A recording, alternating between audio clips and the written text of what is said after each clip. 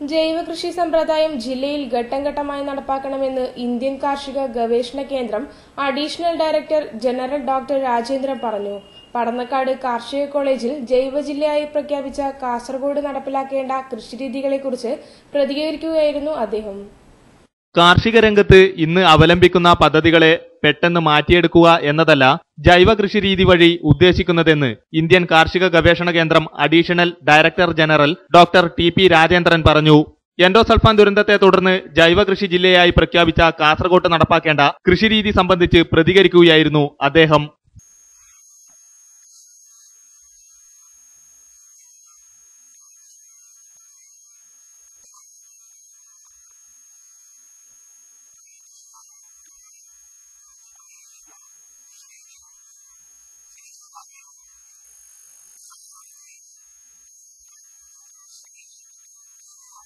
സമ്പൂർണ്ണ മാറ്റം ആലോചിച്ചു വേണം നടപ്പിലാക്കാൻ.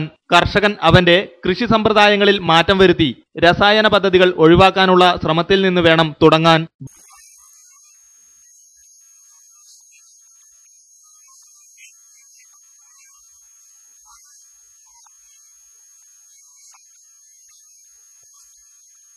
സഹകരണ ബാങ്കുകളുടെ സഹായം വഴി കർഷക കൂട്ടായ്മയിൽ തൃശൂരിലെ അടാട്ട് പഞ്ചായത്തിൽ നടപ്പാക്കുന്ന കൃഷിരീതി കാസർഗോട്ടും മാതൃകയാക്കണം അദ്ദേഹം നിർദ്ദേശിച്ചു.